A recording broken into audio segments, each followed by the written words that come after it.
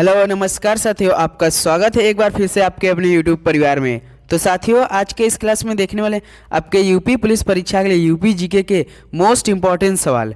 तो साथियों, आपका एग्जाम 18 फरवरी को है, आज 24 जनवरी है। अगर इस बार सीने में वर्दी लेना है तो आपको उन 55 लाख विद्यार्थियों से आगे जाना पड़ेगा, क्योंकि इस बार यूपी पुलिस परीक्षा के लिए पूरे 55 लाख विद्यार्थियों ने फॉर्म अप्लाई किया है। तो समझ सकते हैं 60,244 वैकेंसी बदे आपको एक सीट बदे केवल कितनी लड़ाई लड़नी पड़ेगी। तो अब अभी से मेहनत शुरू कर दिए साथियों। तो चलिए इसी के साथ आज का प्रश्न पहला देखते हैं। देखिए, उत्तर प्रदेश में कितने मुख्य कृषि जलवायु क्षेत्र हैं। तो साथियों, आपको बता दें कि जो आपका सामान्य ज्ञान के 38 सवाल आते हैं यूपी पुलिस परीक्षा में, उनमें से यूपी जीके से केवल 12 से 16 क्वेश्चन आपके पेपर में देखने को मिलेगा। 12 से लेकर 16 क्वेश्चन आपको केवल यूपी जीके के सवाल देखने को मिलेगा। तो दिया है उत्तर प्रदेश में कितने मुख्य कृषि जलवायु क्षेत्र हैं। तो आपके पूरे 9 हैं। कितने साथियों? 9। ऑप्शन है आपका क्या हो जाएगा? बिल्कुल करेक्ट ऑप्शन हो जाएगा।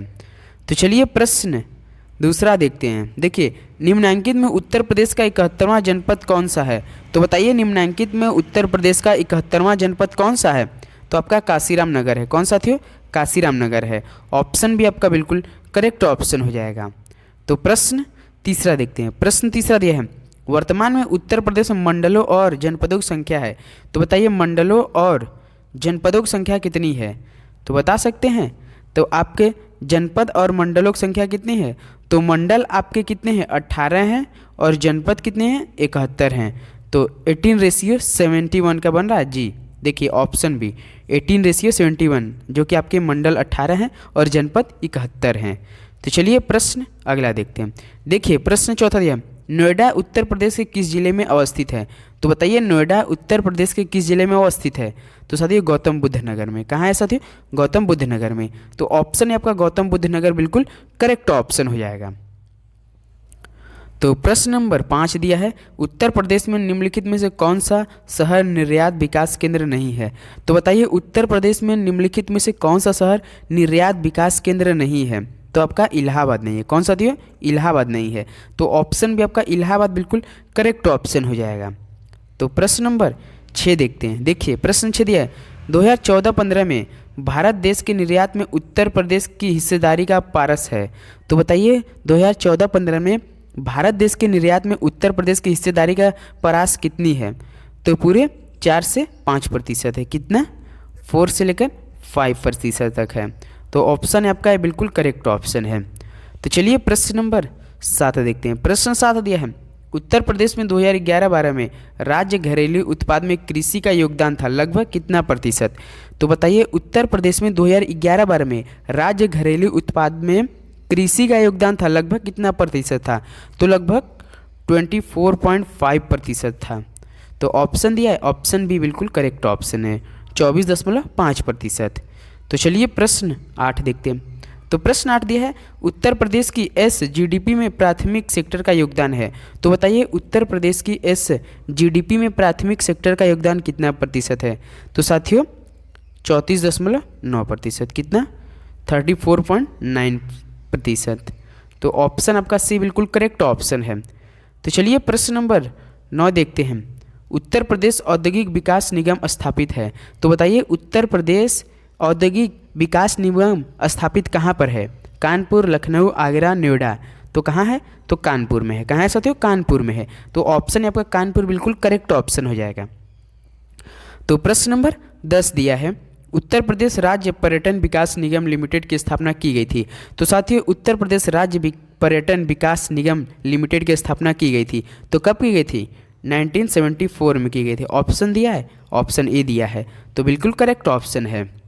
तो प्रश्न 11 देखते हैं। तो प्रश्न 11 दिया, उत्तर प्रदेश में पर्यटन विकास निगम की स्थापना हुई थी। तो बताइए, उत्तर प्रदेश में पर्यटन विकास निगम की स्थापना कब हुई थी साथियों। तो 1974 में हुई थी। ऑप्शन भी आपका 1974 बिल्कुल करेक्ट ऑप्शन है। तो प्रश्न नंबर 12 देखते हैं, रोजगार की दृष्टि से उत्तर प्रदेश का सबसे बड़ा उद्योग है। तो बताइए, रोजगार की दृष्टि से उत्तर प्रदेश का सबसे बड़ा उद्योग कौन है। तो हथकरघा उद्योग है। ऑप्शन है आपका बिल्कुल करेक्ट ऑप्शन हो जाएगा। तो प्रश्न नंबर 13 देखते हैं, उत्तर प्रदेश में सर्वाधिक प्रतिशत कर्मचारी नियोजित हैं। तो बताइए, उत्तर प्रदेश में सर्वाधिक प्रतिशत कर्मचारी नियोजित हैं तो किसमें है। कृषि क्षेत्र में है। तो ऑप्शन है आपका कृषि क्षेत्र बिल्कुल करेक्ट ऑप्शन हो जाएगा। तो प्रश्न नंबर 14 दिया है, उत्तर प्रदेश सरकार की कुल आगम प्राप्तियों में लगभग 55% प्राप्त होता है, तो किससे होता है? तो उत्तर प्रदेश सरकार की कुल आगम प्राप्तियों में लगभग 55% प्राप्त होता है, किससे होता है साथियों?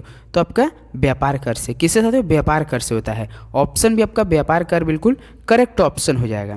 तो चलिए प्रश्न 15 देखते हैं। प्रश्न 15 दिया है, उत्तर प्रदेश शासन की आय का सबसे बड़ा भाग प्राप्त होता है। तो साथ ही उत्तर प्रदेश शासन की आय का सबसे बड़ा भाग प्राप्त होता है, तो किससे होता है?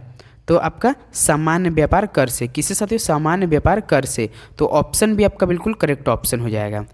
तो चलिए प्रश्न अगला देखते हैं। देखिए 16 दिया है, उत्तर प्रदेश सरकार की आय का सबसे बड़ा भाग आता है। तो साथियों उत्तर प्रदेश सरकार की आय का सबसे बड़ा भाग आता है, तो किससे आता है? व्यापार कर से। ऑप्शन भी आपका बिल्कुल करेक्ट ऑप्शन हो जाएगा। प्रश्न 15 भी यही सवाल था क्या? उत्तर प्रदेश शासन की आय का सबसे बड़ा भाग प्राप्त सामान्य व्यापार कर से, सामान्य व्यापार कर से। और प्रश्न 16 दिया है, उत्तर प्रदेश सरकार की आय का सबसे बड़ा भाग है व्यापार कर से।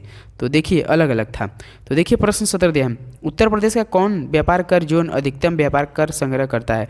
तो साथियों उत्तर प्रदेश का कौन व्यापार कर जोन अधिकतम व्यापार कर संग्रह करता है? तो आपका लखनऊ करता है। कौन साथियों? लखनऊ करता है। ऑप्शन से आपका लखनऊ बिल्कुल करेक्ट ऑप्शन हो जाएगा। तो प्रश्न 18 देखते हैं।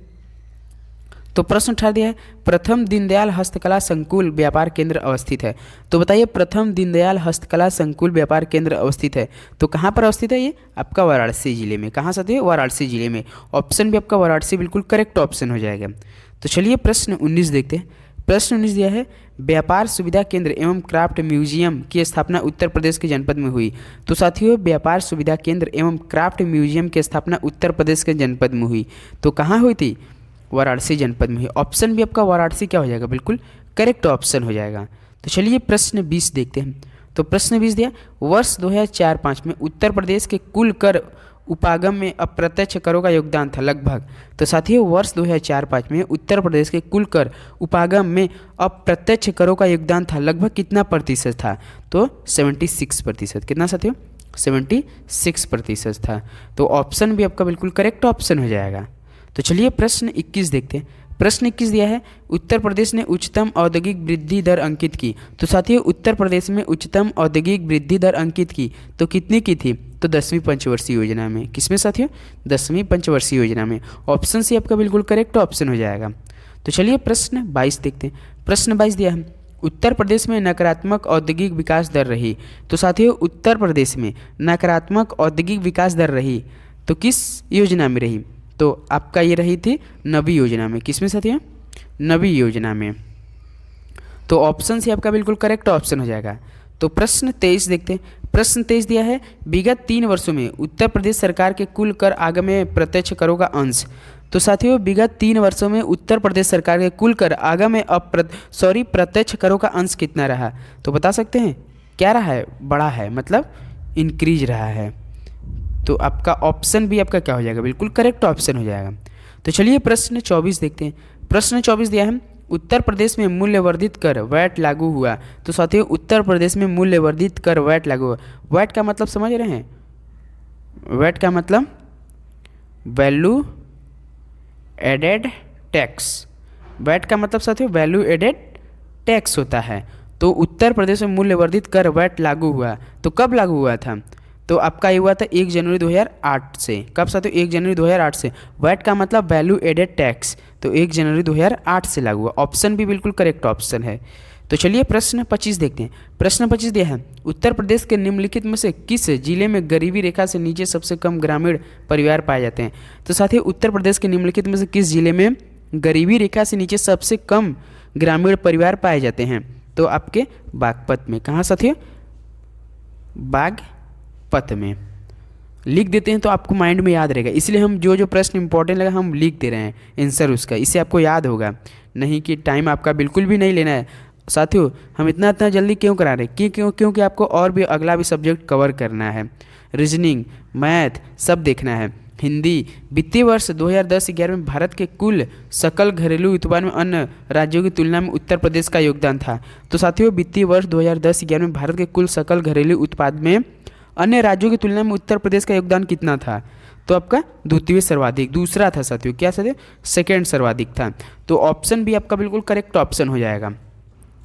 तो प्रश्न 27 देखते हैं, कृषि श्रम उत्पादकता सर्वाधिक है। तो साथियों कृषि श्रम उत्पादकता सर्वाधिक है तो पश्चिमी उत्तर प्रदेश में। कहाँ साथियों, पश्चिमी उत्तर प्रदेश में। ऑप्शन डी आपका बिल्कुल करेक्ट ऑप्शन हो जाएगा।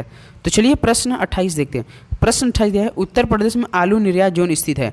तो साथियों उत्तर प्रदेश में आलू निर्यात जोन स्थित है तो कहाँ पर है, आगरा में है। कहाँ साथियों, आगरा में है। तो ऑप्शन ए आपका बिल्कुल करेक्ट ऑप्शन हो जाएगा। तो चलिए प्रश्न 29 देखते हैं। प्रश्न 29 दिया है, उत्तर प्रदेश में मान्यता प्राप्त स्टॉक एक्सचेंज है। तो साथियों उत्तर प्रदेश में मान्यता प्राप्त स्टॉक एक्सचेंज कहाँ पर है, तो आपका ये कानपुर में। कहाँ है साथियों, कानपुर में। ऑप्शन भी आपका कानपुर बिल्कुल करेक्ट ऑप्शन हो जाएगा। तो चलिए प्रश्न 30 देखते हैं। उत्तर प्रदेश की सीमा रेखा भारत के कितने राज्यों से मिलती है। तो साथियों उत्तर प्रदेश की सीमा रेखा भारत के कितने राज्यों से मिलती है, तो आपके 9 राज्यों से। कितने से, 9 राज्यों से।